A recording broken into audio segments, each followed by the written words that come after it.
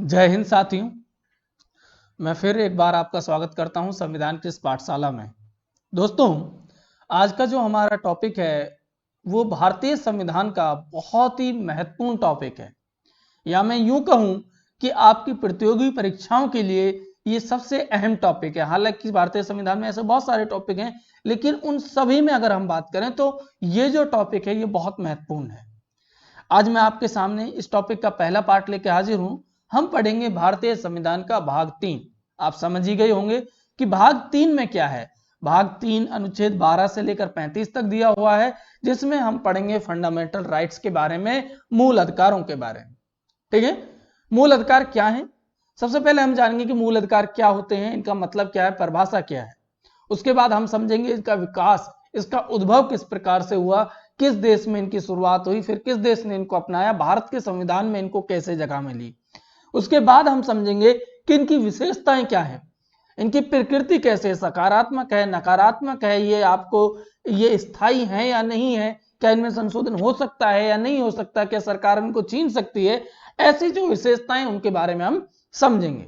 उसके बाद क्रमबद्ध तरीके से हम हमारे मौलिक अधिकारों को एक एक करके पढ़ेंगे। चलिए स्टार्ट करते हैं मूल अधिकारों के बारे में। देखिए, मूल अधिकार क्या है।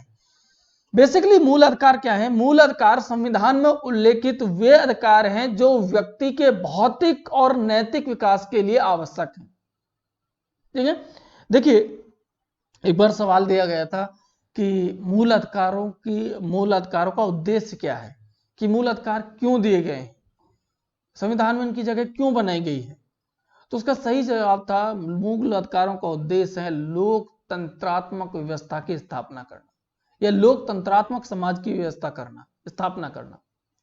देखिए, जिस प्रकार डीपीएसपी यानी कि हमारे नीति निर्देशक तत्वों का जो उद्देश्य है वो एक कल्याणकारी समाज की स्थापना करना होता है, ठीक उसी प्रकार मूल अधिकारों का उद्देश्य लोकतंत्रात्मक समाज की स्थापना करना होता है।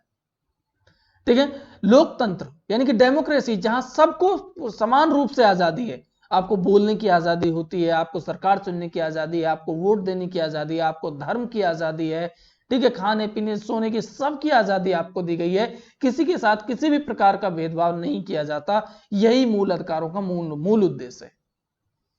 ठीक है, देखिए मूल अधिकारों की अगर हम बात कर रहे हैं तो मूल अधिकारों का उद्भव जो है वो ब्रिटेन से माना जाता है। ये सवाल भी आपको दिया जा सकता है। उद्भव यानी कि विकास कहां से माना जाता है, तो ब्रिटेन से माना जाता है। ठीक है, अगर मैं मूल अधिकारों की बात कर रहा हूं कि उद्भव किस प्रकार से हुआ, तो यह समय था दोस्तों सन 1215। सन 1215 में हम देखेंगे कि मौलिक अधिकार जो हैं 1215 में इनकी शुरुआत होती ब्रिटेन से, और भारतीय संविधान में इन मौलिक अधिकारों का एक दूसरा नाम है मैग्ना कार्टा। इसके अतिरिक्त मौलिक अधिकारों को बिल ऑफ राइट्स भी कहा जाता है। क्या कहा जाता है? Bill of rights. इसको भी मैं आपको बताऊंगा कि क्यों कहा जाता है, मैग्ना कार्टा क्यों कहते हैं, बिल ऑफ राइट्स क्यों कहते हैं।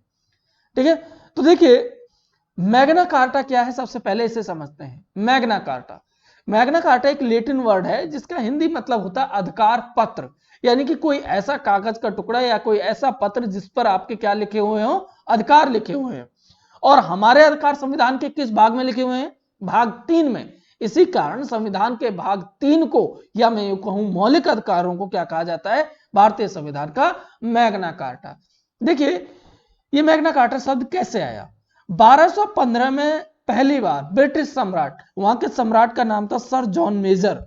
ठीक है, जॉन मेजर ने वहां के जो स्थानीय किसान थे, ठीक है, उनके कई बार उन्होंने विद्रोह किया कि उन्होंने कुछ अधिकारों की मांग की। तो 1215 में पहली बार उन्होंने एक साधारण पत्र पर लिखकर, कागज पर लिखकर उन्हें कुछ अधिकार प्रदान किए, जिसमें कुछ अधिकार लिखे गए कि आपको ये काम करने से पहले किसी की इजाजत लेने की जरूरत नहीं है, आप ये काम अपनी स्वेच्छा से कर सकते हैं या नहीं कर सकते हैं, ये लिखा गया।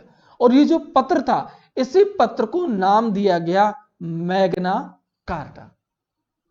ठीक इसी प्रकार हमारे जो अधिकार है, हम क्या कर सकते हैं क्या नहीं कर सकते, वो सब हमारे संविधान के भाग 3 में लिखे हुए हैं, इसलिए भाग 3 को भी मैग्ना कार्टा कहा गया है। ठीक है, तो यहां से ये शब्द निकल के आया। ठीक है, इसी कारण इनका उद्भव भी कहां से माना जाता है? ब्रिटेन से माना जाता है। देखिए आगे बढ़ते हैं। इसके पश्चात सन 1789 में फ्रांस वो देश बना जिसने मूल अधिकारों को जगह दी, ठीक है, लेकिन संविधान में नहीं दी। फ्रांस की सरकार ने 1789 में एक घोषणा पत्र जारी किया जिसका नाम था मानव एवं नागरिकों के अधिकार। इसमें वहां के व्यक्तियों के लिए कुछ अधिकार दिए गए वहां की सरकार के द्वारा, लेकिन वो कैसे दिए गए? घोषणा के द्वारा दिए गए, घोषणा पत्र के द्वारा दिए गए, यानी कि संविधान में शामिल नहीं किए। अगर सवाल पूछा जाए कि संविधान में मूल अधिकारों को जगह देने वाला पहला देश कौन सा था, तो वो था अमेरिका। इसके ठीक 2 साल बाद 1791 में अमेरिका ने संविधान में मौलिक अधिकारों को शामिल किया। और जैसा कि आप सभी जानते हैं कि भारतीय संविधान में भी मौलिक अधिकार कहां से प्रेरित माने जाते हैं? अमेरिका से प्रेरित माने जाते हैं। देखिए मैंने अक्सर देखा है जब क्लासरूम में हम लोग पढ़ाते हैं तो बच्चों से पूछा जाता है कि मूल अधिकार कहां से लिए गए हैं या प्रेरित माने जाते हैं, तो वो एक शब्द देते हैं, सर मूल अधिकार अमेरिका से लिए गए। जो आप शब्द लेते हैं, देखिए जो संविधान है, संविधान में भाषा और शब्द इनका बड़ा महत्व है। अगर आपने शब्दों को इधर उधर किया तो एक शब्द के बिल्कुल अलग मायने हो जाते हैं। देखिए ग्रहण करना ऐसा है कि मान लीजिए कट कॉपी पेस्ट करना, ठीक है। क्या हमारे मूल अधिकार जो हैं वो ठीक उसी प्रकार से हैं जैसे कि अमेरिका के अंदर है? जवाब होगा नहीं। हमने ये आइडिया जरूर लिया है कि जिस प्रकार अमेरिका के संविधान में वहां के नागरिकों को मूल अधिकार दिए हुए हैं, ठीक उसी प्रकार भारत के संविधान में भी कुछ ऐसा होना चाहिए। ये आइडिया जरूर वहां से हो सकता है, लेकिन ठीक वही मूल अधिकार नहीं है। इसीलिए हमें यह बोलना है कि भारतीय संविधान में मूल अधिकार अमेरिका के संविधान से प्रेरित माने जाते हैं, ना कि ग्रहण। ठीक है दोस्तों, उम्मीद करता हूं इस बात का आप ख्याल रखेंगे। ऐसी कोई भी चीज नहीं है जो बिल्कुल कट कॉपी पेस्ट करके ली गई हो। ठीक है, आगे बढ़ते हैं। भारतीय संविधान में मौलिक अधिकार जो हैं वो अमेरिका से ग्रहण किए गए हैं। देखिए यहां पर टाइपिस्ट की मेरी गलती है, ठीक है। यहां पर आपको ग्रहण की जगह आपको शब्द लिखना है प्रेरित। क्या लिखना है? प्रेरित माने जाते हैं, ठीक है, प्रेरित माने जाते हैं। आगे बढ़ते हैं कि भारत में सर्वप्रथम मूल अधिकारों की मांग किसने की? तो वो थे बाल गंगाधर तिलक। उन्होंने 1895 में एक विधेयक पेश किया जिसका नाम था स्वराज्य विधेयक, जिसमें उन्होंने भारतीयों के लिए कुछ मूल अधिकार देने की बात कही, लेकिन ये उनकी व्यक्तिगत मांग थी। ठीक है, इसके बाद अगर हम देखें कि भारत में मूल अधिकारों का क्रम किस प्रकार से आगे बढ़ा, तो इसके बाद आपको याद होगा कि एक कमेटी गठित की गई थी, नेहरू कमेटी। ठीक है, आपको जैसा कि सबको याद होगा कि नेहरू कमेटी जो है वो मोतीलाल नेहरू की अध्यक्षता में गठित की गई थी, ठीक है, जिसमें 10 लोग शामिल किए गए थे। और नेहरू कमेटी जो थी, नेहरू कमेटी को ये काम दिया गया कि अंग्रेज सरकार के द्वारा कि यदि वो संविधान, अगर वो समझते हैं कि वो संविधान निर्माण कर सकते हैं, तो वो अपने संविधान का जो ड्राफ्ट है, प्रारंभिक मसौदा है, वो जल्द से जल्द तैयार करके अंग्रेजी सरकार के सामने पेश करें, फिर उस पर विचार विमर्श किया जा सकता है। और आपने देखा होगा कि कांग्रेस, मुस्लिम लीग और हिंदू महासभा जैसी पार्टियों ने मिलकर 10 सदस्यों की एक कमेटी बनाई जिसके अध्यक्ष बनाए गए थे मोतीलाल नेहरू, जिसने अपनी 1928 में अपनी रिपोर्ट पेश की। ठीक है, और 1928 में इसने अपनी रिपोर्ट में एक मांग रखी कि प्रत्येक भारतीय को 19 मौलिक अधिकार प्रदान किए जाए। नेहरू कमेटी के संबंध में आप हिस्ट्री, आधुनिक हिस्ट्री जो है हमारी, आधुनिक इतिहास जो है, उसमें आप देख सकते हैं। बहुत अच्छा वीडियो लेक्चर आपको मिलेगा जल्द ही, ठीक है, उसमें आप इसे पढ़ेंगे अच्छे से। लेकिन यहां पर आपको याद रखना कि 1928 में नेहरू कमेटी की रिपोर्ट आई और जिसमें प्रत्येक भारतीय के लिए 19 मौलिक अधिकारों की मांग की जाती है, लेकिन अंग्रेज सरकार ने इसके ऊपर कोई भी ध्यान नहीं दिया। देन उसके बाद 1931 के कराची अधिवेशन में, ठीक है, मौलिक अधिकारों की मांग कांग्रेस ने एक अधिवेशन के माध्यम से की। ठीक है, आपको कमेंट बॉक्स में मुझे यह बताना है कि 1931 में जो कराची अधिवेशन हुआ, इस कराची अधिवेशन के अध्यक्ष कौन चुने गए। उम्मीद करता हूं कि आप ज्यादा से ज्यादा इस सवाल का जवाब देंगे। ठीक है, आगे बढ़ते हैं। अब बात करते हैं हम मौलिक अधिकारों के संबंध में आगे। भारतीय संविधान में मूल अधिकारों को सरदार वल्लभ भाई पटेल की अध्यक्षता वाली मौलिक अधिकार समिति के द्वारा बनाया गया, उनके द्वारा तैयार किया गया और उन्हीं की सिफारिश पर इन्हें शामिल किया जाता है। मौलिक अधिकारों को बिल ऑफ राइट्स के नाम से भी जाना जाता है। इसकी वजह यह है कि अमेरिका के संविधान, जैसे हमारे भाग 3 को कहा जाता है फंडामेंटल राइट्स, ठीक उसी प्रकार अमेरिका के संविधान के जिस हिस्से में मूल अधिकार दिए गए हैं उनको, उस हिस्से को कहा गया है बिल ऑफ राइट्स। और जैसा कि मैं पहले ही बता चुका हूं कि भारतीय संविधान में मूल अधिकार कहां से प्रेरित माने जाते हैं? अमेरिका से, तो इसीलिए इसे बिल ऑफ राइट्स भी कहा जाता है। तो भाग 3 को हमने मैग्ना कार्टा के नाम से भी जाना, भाग 3 को हम फंडामेंटल राइट्स भी कहते हैं, भाग 3 को ही हम बिल ऑफ राइट्स के नाम से भी जानते हैं। ठीक है। मूल अधिकारों का जो मुख्य उद्देश्य है वो है लोकतंत्रात्मक राज्य की स्थापना करना, जहां समान के साथ समान व्यवहार किया जाए, ऐसे राज्य की स्थापना करना ही मूल अधिकारों का बेसिक जो है वो उद्देश्य है। अब हमें जाननी है मूल अधिकारों की विशेषता, ये बहुत इंपॉर्टेंट है। ठीक है। इन विशेषताओं से अधिकतर सत्य और असत्य कथन वाले प्रश्न बनाए जाते हैं जो बड़े टिपिकल होते हैं। दोस्तों, ये जो सत्य और असत्य कथन वाले जो सवाल होते हैं, इस प्रकार के सवालों की जो प्रवृत्ति है वो दिन प्रतिदिन प्रतियोगी परीक्षाओं में बढ़ती जा रही है। दरअसल ऐसा क्यों है? दरअसल ऐसा इसलिए है कि आज के समय में एग्जाम का जो स्टैंडर्ड है वो बढ़ता ही जा रहा है। ठीक है। तो सवालों की प्रकृति भी बदलती जा रही है। अब सवालों की प्रकृति बदल रही है तो यह जरूरी है कि आपको अपने पढ़ने का रवैया चेंज करना चाहिए। आपको कॉन्सेप्ट समझना चाहिए, ना कि फैक्ट। आप फैक्टों के ऊपर तथ्यात्मक रूप से, हालांकि जरूरी है फैक्ट भी, लेकिन आप समझे कि सिर्फ फैक्ट के आधार पर फैक्टों को रटकर आप किसी एग्जाम को निकाल सकते हैं, तो यह आपका भ्रम है। आपको हर चीज के कॉन्सेप्ट को समझना बहुत जरूरी है। और अगर आप कॉन्सेप्ट नहीं समझ सकते तो जो सिविल सर्विसेज है, आरएस है, यूपीएससी, इस तरीके के एग्जाम तो आप बिल्कुल भी नहीं कर सकते। ठीक है दोस्तों, इन विशेषताओं को समझते हैं कि विशेषताएं क्या क्या हैं। देखिए, मूल अधिकार न्यायोचित हैं, अर्थात यहां पर आप एक कॉमा लगाए, इस तरीके से लगाएंगे, या हम कह सकते हैं कि मूल अधिकार वाद योग्य हैं, अर्थात हम कह सकते हैं कि इनका हनन होने पर न्यायालय की शरण ली जा सकती है। देखो, ये जो शब्द है न्यायोचित और वाद योग्य, ठीक है, ये हमारी संविधान में कई बार आएंगे। ठीक है। न्यायोचित, वाद योग्य, इन्फोर्सेबल, अनइन्फोर्सेबल, ये क्या है इनको समझिए। न्यायोचित हैं यानी कि इनका अगर उल्लंघन होता है, हनन होता है, तो आप न्यायालय की शरण ले सकते हैं और न्यायालय आपको इनकी गारंटी, सुरक्षा की गारंटी देता है। वाद योग्य है, आपके मूल अधिकारों का अगर कोई हनन कर रहा है तो आप उसके ऊपर वाद कर सकते हैं, विवाद कर सकते हैं, उसके ऊपर केस कर सकते हैं। ठीक है। अगली जो विशेषता है वो है कि मूल अधिकारों को सर्वोच्च न्यायालय द्वारा गारंटी, देखिए यहां पर बहुत ही गलत शब्द लिख गया है, वारंटी, ये गारंटी लिखेंगे आप, सॉरी, माफी चाहता हूं, गारंटी। मूल अधिकारों को सर्वोच्च न्यायालय द्वारा गारंटी एवं सुरक्षा प्रदान की जाती है।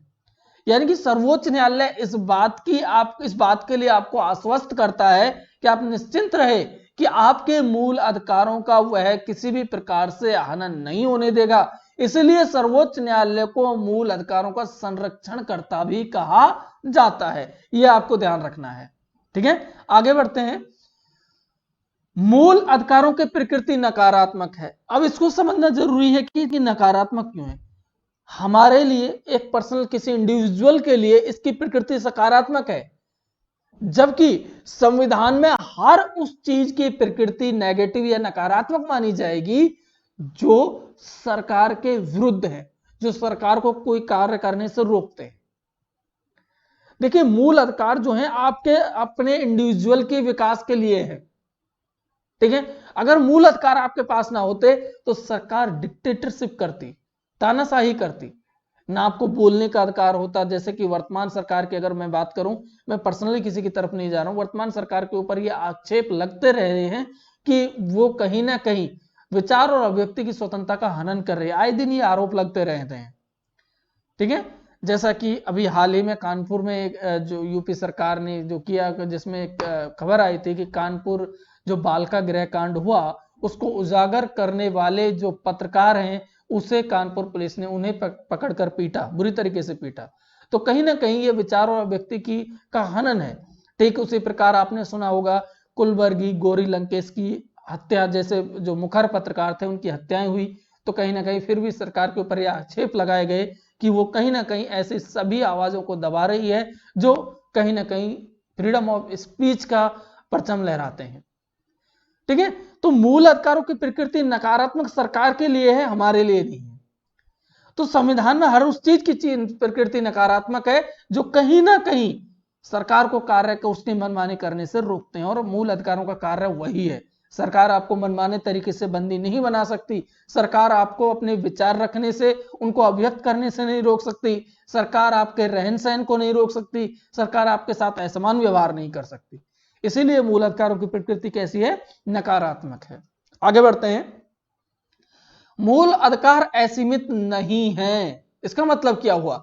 इसका मतलब यह हुआ कि राज्य, यहां पर राज्य आप ये मत समझिएगा जैसे हमारे राज्य राजस्थान, हरियाणा स्टेट ये जो है, ऐसा नहीं। यहां पर राज्य का मतलब आप समझिए सिंपल रूप से सरकार, कि सरकार इन पर युक्त निर्बंधनों के आधार पर क्या लगा सकती है? प्रतिबंध लगा सकती है।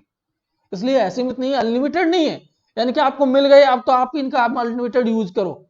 एक तरफ जहां आपको ये स्वतंत्रता देते हैं, दूसरी तरफ मूल अधिकारों पर युक्त प्रतिबंध लगाने के लिए अधिकार सरकार के पास भी है। जैसा कि आपको फ्रीडम ऑफ स्पीच दी गई है, बोलने की आजादी दी गई है, लेकिन बोलने की आजादी केवल वहीं तक है जहां तक दूसरे का जो मान सम्मान है उसको ठेस ना पहुंचे। बहुत से लोग फ्रीडम ऑफ स्पीच के नाम पर किसी भी व्यक्ति के बारे में, किसी भी संस्था के बारे में अनर्गल तरीके की बातें लिख देते हैं, सोशल मीडिया पर बोल देते हैं, तो कहीं ना कहीं वो गलत है। तो इसी के ऊपर कंट्रोल रखने के लिए सरकार जो है वो किसी भी प्रकार का कानून बना सकती है, यानी कि युक्त हो, जो कानूनी तरीके से हो, उन पर वो प्रतिबंध भी लगा सकते हैं। तो एक तरफ जहां फ्रीडम, ये जो मूल अधिकार हैं ये हमको आजादी देते हैं, वही दूसरी तरफ सरकार के पास भी अधिकार है कि वो इन पर युक्त निर्बंध लगा सकती है। आगे बढ़ते हैं कि मूल अधिकार स्थायी नहीं है, परमानेंट नहीं है। अर्थात भारत सरकार अनुच्छेद 368 में क्या है? संविधान में संशोधन।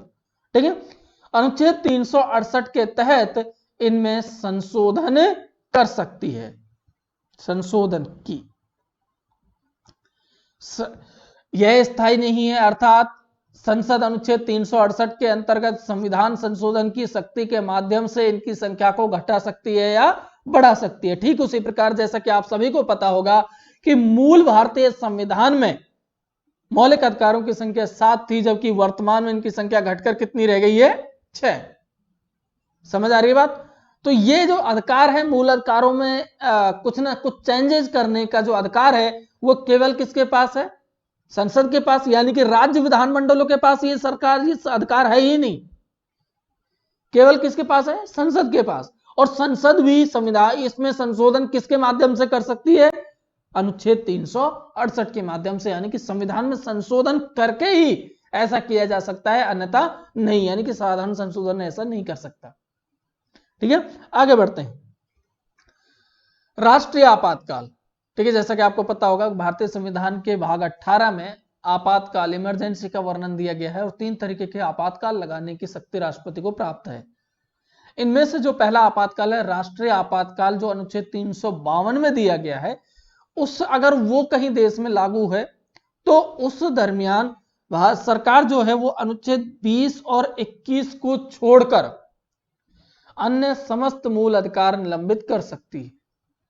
इसलिए अनुच्छेद 20 और 21 को कभी भी निलंबित नहीं होने वाला मूल अधिकार कहा जाता है। आपको कमेंट सेक्शन में यह बताना है कि वो कौन सा अनुच्छेद है जो आपातकाल के दौरान सबसे पहले निलंबित होता है, सबसे पहले। ठीक है, आपके ऑप्शन होंगे अनुच्छेद 19, अनुच्छेद 20, अनुच्छेद 21 या अनुच्छेद 22। ठीक है, बड़े आसान ऑप्शन है। उम्मीद करता हूं ज्यादा से ज्यादा संख्या में आप लोग इसका सवाल का जवाब देंगे। ठीक है, आगे बढ़ते हैं।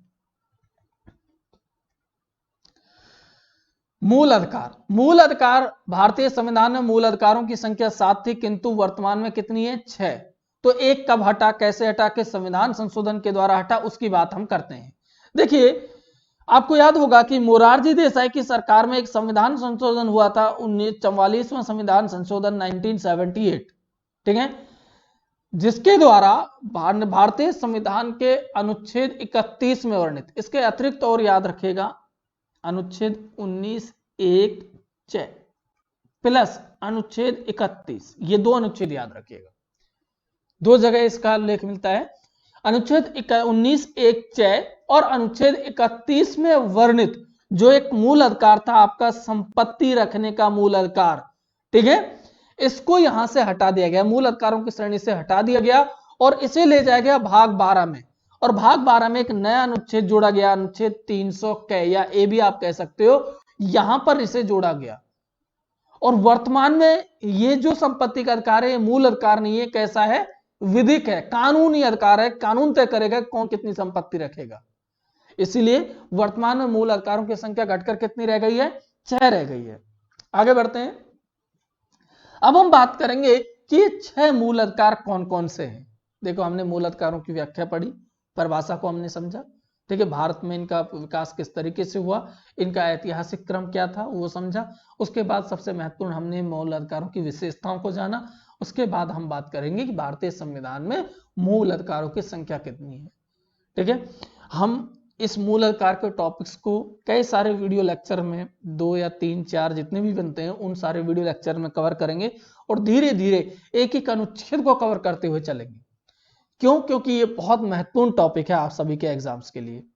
देखिए, मूल अधिकारों को याद करने की एक छोटी सी ट्रिक आपके सामने लिखी है मैंने, समस्त शोध शिक्षा के संवैधानिक उपचारों के लिए। देखिए, इसमें से पहला मूल अधिकार हम लेंगे सम से यानी कि राइट टू इक्वलिटी, समानता का अधिकार, ठीक है। उसके बाद स्थित से लेंगे स्वतंत्रता का मूल अधिकार, ठीक है। उसके बाद लेंगे से लेंगे शोषण का अधिकार, शोषण के विरुद्ध अधिकार, शोषण का नहीं, माफ कीजिएगा, शोषण के विरुद्ध अधिकार। उसके बाद से लेंगे धार्मिक स्वतंत्रता का अधिकार।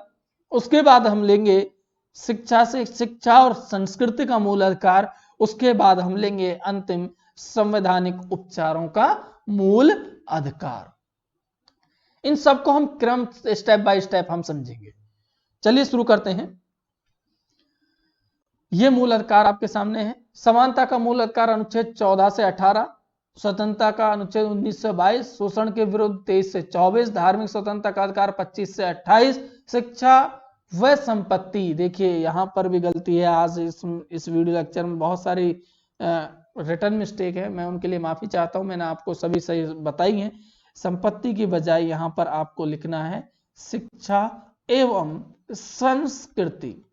आगे से ऐसी कोई भी गलती नहीं होगी, मैं ध्यान रखूंगा इस तरीके की, ठीक है। शिक्षा व संस्कृति का मूल अधिकार, अनुच्छेद 29 से 30, ठीक है। मैंने आपको बताया अनुच्छेद 31 हटा दिया गया 44वें संविधान संशोधन के द्वारा। उसके बाद संवैधानिक उपचारों का अधिकार अनुच्छेद 32, ठीक है। देखिए, लेकिन हमारा जो भाग 3 है वो तो भाग अनुच्छेद 12 से शुरू होता है, जबकि मूल अधिकार मैंने अभी आपको बताया अनुच्छेद 14 से स्टार्ट किए हैं।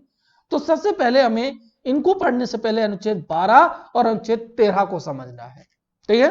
देखिए, सबसे पहले हम पढ़ेंगे अनुच्छेद 12 को। अनुच्छेद 12 में जो 12 की जो हेडिंग है उसमें राज्य की परिभाषा दी गई है कि राज्य क्या है। यहां पर मैं फिर कह देता हूं कि राज्य का मतलब यहां पर किसी स्टेट से नहीं है, बल्कि यहां पर एक संपूर्ण देश से कहिए, या मैं यूं कहूं कि यहां पर राज्य का मतलब सरकार से है, ठीक है। अनुच्छेद 12 में दरअसल उन सभी क्षेत्रों को कवर किया गया है जहां पर मूल अधिकार समान रूप से प्रभावी होंगे। तो राज्य की परिभाषा में क्या कुछ शामिल किया गया है वो समझते हैं। देखिए, अनुच्छेद 12 में संघ सरकार के कार्यकारी और विधायी अंगों को क्रियान्वित करने वाली सरकार या संसद, हम कह सकते हैं संसद के दोनों, ठीक है। उसके अतिरिक्त राज्य सरकार के विधायी अंगों को क्रियान्वित करने वाली सरकार यानी कि विधानमंडल के दो भाग, विधान परिषद और विधानसभा, ठीक है। इसी प्रकार सभी स्थानीय निकाय चाहे वो ग्राम पंचायतें हो, नगर पालिकाएं हो, यूआईटी हो, जिला बोर्ड हो, जिला सुधार न्यास हो, जितने भी स्थानीय स्तर के निकाय हैं वो सभी राज्य की परिभाषा में शामिल होंगे। ठीक उसी प्रकार सभी वैधानिक और गैर वैधानिक, ठीक है, निकाय जैसे कि एलआईसी है, ओएनजीसी है, और भी बहुत सारी ऐसी सेमी गवर्नमेंट या गवर्नमेंट बॉडीज हैं जो अलग अलग क्षेत्रों में कार्य कर रही हैं, वो सभी राज्य की परिभाषा में आएंगी।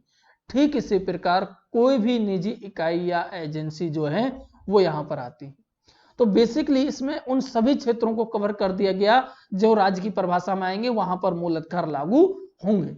लेकिन एक चीज याद रखिएगा कि राज्य की परिभाषा में एक तो बीसीसीआई यहां पर आई, ठीक है, भारतीय क्रिकेट कंट्रोल ऑफ इंडिया जो ये है, जो भी है, ठीक है, बीसीसीआई। इसके अतिरिक्त एक और आपको देखने को मिलेगा एनसीईआरटी। ये दो ऐसी संस्थाएं हैं जिन्हें सर्वोच्च न्यायालय ने राज्य की परिभाषा से बाहर रखा है। अगर आपके सामने कभी ये सवाल आए तो याद रखिएगा बीसीसीआई और एनसीईआरटी राज्य की परिभाषा में शामिल नहीं है। ठीक है, आगे बढ़ते हैं अनुच्छेद 13 की तरफ। देखिए अनुच्छेद 13 बहुत इंपॉर्टेंट है। ठीक है, अनुच्छेद 13 में बेसिकली 4 खंड दिए हुए हैं। ठीक है, और इनमें अनुच्छेद 13 के संबंध में कई तरीके के सवाल दिए जाते हैं। ठीक है, देखिए अनुच्छेद 13 के संबंध में एक बार रेलवे के एग्जाम में पूछा गया कि निम्न में से किस अनुच्छेद में आच्छादन, यहां पर एक शब्द दिया हुआ है आच्छादन, का सिद्धांत निहित है। ठीक उसी प्रकार यूपीपीसीएस के एक एग्जाम में पूछा गया था कि निम्न में से किस अनुच्छेद में पृथक्करण का सिद्धांत निहित है। ठीक है, तो ये जो ऐसे शब्द हैं ये बड़े टिपिकल हो जाते हैं हमारे लिए। तो ये क्या है, ये दोनों चीजें आपको अनुच्छेद 13 के अंतर्गत देखने को मिलती हैं। ये क्या है मैं आपको अब समझाऊंगा। देखिए अनुच्छेद 13 कहता है मूल अधिकारों के असंगत विधियों के संबंध में ये बात करता है। और क्या कहता है, देखिए अनुच्छेद 13 में मुख्यतः 4 खंड है, 13(1), 13(2), 13(3) और 13(4). अब समझिए अनुच्छेद 13 में की सर्वप्रमुख विशेषता यह है कि यह न्यायपालिका को पुनरावलोकन यानी कि जुडिशियल रिव्यू की शक्ति प्रदान करते हैं। और साथ ही अनुच्छेद 13(1) क्या कहता है मैं आपको ये बता देता हूं। अनुच्छेद 13(1) ऐसी समस्त विधियों को शून्य घोषित करता है जो मूल अधिकारों के असंगत हैं या फिर उनका अल्पीकरण करती हूं।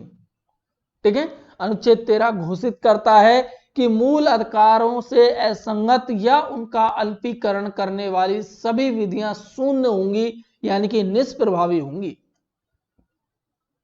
समझ रहे हो, जैसे कि मैं आपसे बात करूं कि संविधान लागू होने से पूर्व भारतीय संविधान में बहुत सारी ऐसी भारतीय समाज में ऐसी बहुत सारी प्रथाएं थी, बहुत सारे ऐसे तरीके थे जो कहीं ना कहीं संवैधानिक नहीं थे, जो व्यक्तियों का हनन करते थे। जैसे पहले जाति प्रथा बड़ी कठोर थी। ठीक है, समाज 4 हिस्सों में बटा होता, सवर्ण और एक तरीके के शूद्रों के साथ अलग तरीके का व्यवहार होता था। ठीक है, महिलाओं को वो सारे अधिकार नहीं थे। ठीक है, तो संविधान सभी को समान मानता है। तो अनुच्छेद 13 में बेसिकली कहा गया है कि संविधान लागू होने से पूर्व और संविधान लागू होने के पश्चात ऐसी कोई भी विधि है यानी कि ऐसा कोई भी कानून है या तरीका है जो कहीं ना कहीं मूल अधिकारों के असंगत है यानी कि उनके साथ नहीं है, यानी कि उनका उल्लंघन करता हो, या कोई ऐसा कानून है जो मूल अधिकारों का अल्पीकरण यानी कि उनको कम करता हो, मूल अधिकारों को खत्म करने की बात करता हो, तो ऐसी समस्त विधियां जो हैं वो शून्य होंगी यानी कि निष्प्रभावी होंगी। और इसी को आच्छादन का सिद्धांत कहा गया। मैंने जो शब्द लिखा आच्छादन का सिद्धांत कहा गया है। ठीक है, यानी कि अनुच्छेद 13 जो है वो ऐसी समस्त विधियों को कवर्ड कर देता है। कवर्ड यानी कि आच्छादित कर देना, ढक देने एक तरीके से। कई बार आपने सुना होगा वह घना आच्छादित वृक्ष है। आच्छादित यानी कि ढक देता है जो जमीन को। तो यहां पर अनुच्छेद 13 जो है वो ऐसी समस्त विधियों को ढकने की बात कहता है जो मूल अधिकारों के असंगत है या उनका अल्पीकरण करती हूं। इसीलिए अनुच्छेद 13 में आच्छादन का सिद्धांत निहित है। ठीक इसी प्रकार अनुच्छेद 13 में पृथक्करण का सिद्धांत भी निहित है। यह क्या है पृथक्करण का सिद्धांत, तो इसे समझिएगा। मान लीजिए किसी गवर्नमेंट ने, चाहे वो स्टेट की हो चाहे सेंट्रल की हो, कोई कानून बनाया और वो कानून जो है वो एक बात करता है और उस कानून के एक हिस्से में कोई ऐसी बात कही गई है जिससे किसी एक व्यक्ति विशेष का, एक धर्म विशेष का या एक समुदाय विशेष का कुछ ना कुछ मूल अधिकार उल्लंघित होता हो, यानी कि वो मूल अधिकार छीनने की बात करता हो। पूरा कानून गलत नहीं है, कानून का एक हिस्सा कहीं ना कहीं मूल अधिकारों के असंगत है। तो अनुच्छेद 13 ये कहता है कि कानून का जो उस विधि का जो वो हिस्सा है जो मूल अधिकारों के असंगत है, उसे ही हटाया जाएगा, ना कि पूरे कानून को। तो कहीं ना कहीं ये उस हिस्से को उस मूल कानून से अलग करने की बात करता है, पृथक करने की बात करता है। इसीलिए अनुच्छेद 13 को पृथक करने का सिद्धांत भी कहा जाता है। इसी में यह सिद्धांत निहित है, आपको याद रखना, खास करके बड़े एग्जाम्स में ऐसे सवाल पूछे जाते हैं। आच्छादन का सिद्धांत और पृथक्करण का सिद्धांत जो है ये अनुच्छेद 13 में निहित है। ठीक है, मूल संविधान में केवल 3 खंड थे, लेकिन जो चौथा खंड है अनुच्छेद 13(4) वाला, इसे 24वें संविधान संशोधन के द्वारा 1971 में जोड़ा गया और कहा गया कि अनुच्छेद 13 की ये जो बात है जिसमें आच्छादन और पृथक्करण की बात कही जा रही है, ऐसी किसी भी बात पर लागू नहीं होगा जो 368 के तहत किया गया हो। यानी कि सरकार यदि मूल अधिकारों में अनुच्छेद 368 के माध्यम से, यानी कि संविधान में संशोधन करके कोई बात करती है, कोई कमी या घटाती है या बढ़ाती है, तो अनुच्छेद 13 उस पर लागू नहीं होगा। अगर होता तो हमारे मूल अधिकार आज भी 7 होते, ना कि 6। समझ में आ रहे हो इस बात को? ठीक है, ओके। ये हमने अनुच्छेद 12 और 13 के बारे में जाना। नेक्स्ट वीडियोस में हम अनुच्छेद 14 से 18 के बारे में समझेंगे, समानता का मूल अधिकार। ठीक है, उम्मीद करता हूं कि मूल अधिकारों से जुड़ा हुआ जो शुरुआती ये टॉपिक है ये आपको अच्छे से समझ आया होगा। ठीक है, और साथ ही में मैं आपको ये भी बताना चाहूंगा कि इससे पहले की जितने भी वीडियो लेक्चर्स बनाए हैं संविधान सभा से रिलेटेड, प्रस्तावना से रिलेटेड, संघ व उसके राज्य क्षेत्रों से रिलेटेड, राज्यों के गठन से संबंधित, भाग 1 से रिलेटेड, नागरिकता से रिलेटेड, इन टॉपिक्स को आप दोबारा से रिवाइज करें, दोबारा से वीडियोस देखें, दोबारा से अपने नोट्स को रिवाइज करें। इससे जुड़े हुआ लगभग 50 या 60 सवालों के सेट में अगले वीडियोस में लेके आऊंगा और साथ ही मूल अधिकारों का जो नेक्स्ट टॉपिक होगा अनुच्छेद 14 से 18 का, वो भी जल्दी आपके सामने लेके हाजिर होऊंगा। तब तक के लिए गुड बाय।